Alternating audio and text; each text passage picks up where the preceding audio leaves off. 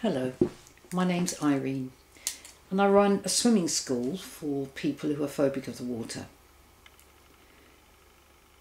Now, most people have heard of the word phobia, and it normally means that somebody is adverse to getting into the same situation that they have found that they're frightened of. Now, being frightened of the water is worldwide. There are millions of people who are so. Can I take you to the beginning when I first was frightened of the water? As a child, in a children's home, I was regularly put into the water. When I say put, shoved into the water backwards and held underneath until I couldn't breathe, and then brought up again. Well, you can imagine the trauma of that situation. So, of course, coupled with that, every time I got into trouble, I knew that that was going to happen, so I would have to try and run and hide somewhere. So it wasn't just the thought of being pushed into the water, it was a thought of how can I escape it. So a phobia isn't necessarily about the thing that's happened, it is what happens afterwards. Now, most of the people that visit me, and they do so by my website, that's swim-easy.co.uk, will read various things that I have put on there to help them to understand that I know what I'm talking about. It's good to have a sympathy with people who are frightened of something, but it's far better to have experienced what they've experienced so that you can at least have the empathy, you can put yourself in their position and then begin reasoning on the thing they're frightened about. So I am very well aware of how the feeling goes with being in a phobic position myself when I was first learning how to swim. Well, I went down the normal route when I was the age of 56 with the ASA teaching, and I must say that my teacher was very, very good. I developed a good relationship with her. But unfortunately, like so many people who can swim, the desire is to teach, obviously, and they want to help. But they have no idea of everything that they have to do in order to give the person in the water the right feel. It's not just a case of, I'll hold you, what you need to do is this. The person who's frightened of the water needs to know what, why, and how. And that's where I come to a particular video that I watched when I was about 57. I'd been in the pool and I'd taken lessons for about a year. I used to spend most of my time in the water, an hour at a time from Monday to Friday. And although I had made certain steps, I'd visited the deep end, nearly had a heart attack. No, I really mean it. The actual fear that I experienced was a life or death situation. But I was so determined to learn how to swim that I knew instinctively that if I kept on doing this thing that I was asked to do time and time again, the fear would eventually go away.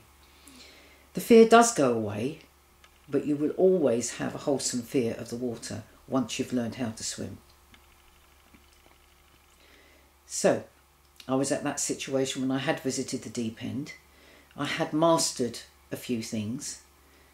The thing that I could master very easily was treading water, but I had no idea why I found it easier than other people.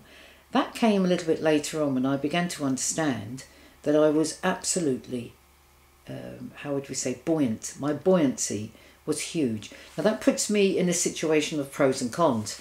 The pro situation was that obviously I'm going to float very well, but the con situation is that when anybody went by me, I would feel the wake of their movement, and that would buffer me from side to side. And when you're frightened of the water, that is not a pleasant experience. I'm so buoyant that when I go into the deep end, I just need to cross my arms around my chest, hang in the water, after taking a deep breath, and the water would come up to here. And as long as I could hold my breath, that's where I would stay. Once I let my breath out, then the water would come just underneath my nose, which would actually stop me from breathing in, because obviously the water would go up my nose. But because by that time of doing that, I had developed the ability to know exactly how to make the water react to what I was doing. So with a gentle tilt of my head backwards, very, very gently, so the water did not react to what I was doing. I'd just take another deep breath, and here I was, up to here again. That's how buoyant I am. Now that means that my bones and my muscles, not necessarily my muscles, it means that my bones are very light. It doesn't mean I've got brittle bones. It doesn't mean that I can break a leg as quickly as some people who have brittle bones. No, it just means that my bones are strong, but they're light. Now, I didn't know this, had no idea. So imagine with all the millions of people who are frightened of the water, the different densities of the bones and muscles that they've got. That is never taken into the equation, ever. Okay, let's go back to how I began to teach how to swim.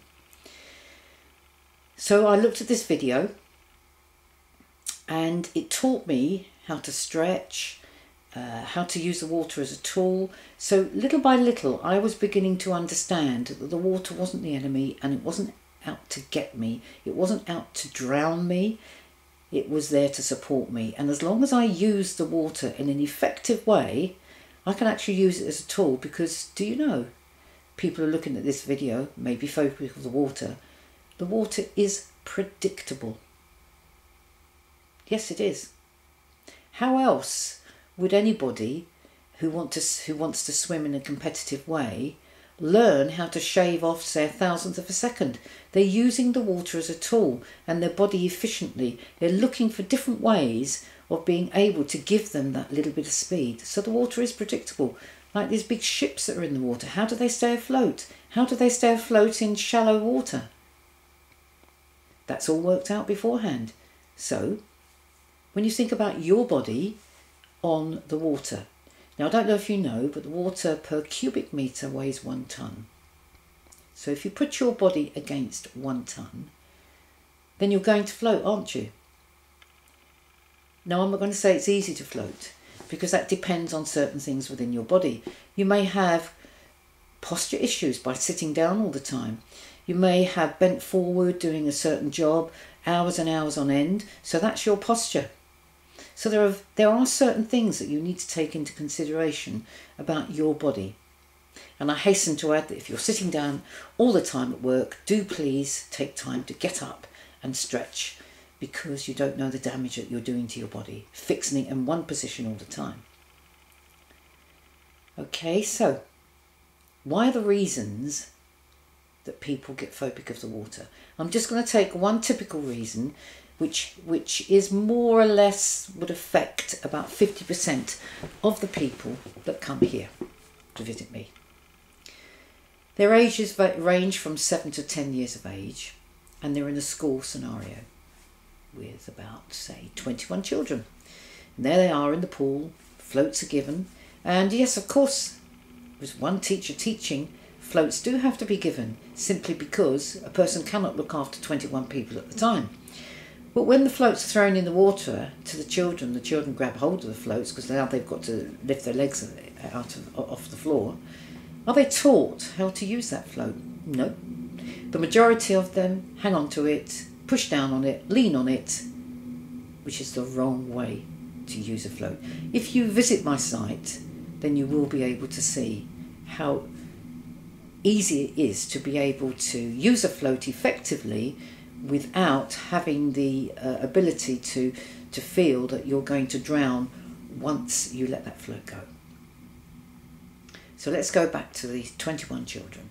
Well, this is a generalisation that I'm going to make. Divide that class into 3 sets. 7, 7, 7. So let's take the 7 on the right hand side. And they have the attitude of being gung-ho, and they get in the water, they get their face in the water, and they don't care, and they're spluttering all over the place, and they begin to understand that, hey, this is a great feeling, the water can support me. They don't really think about it, they're just enjoying the situation. Yeah, they may not like water up their nose and everything, but it doesn't seem to worry them. Okay, they go on to swim, and they'll probably end up by swimming in the water, really not knowing what they're doing, unless they take proper swimming lessons and then go on to swim at club and then go on to do greater things in the water.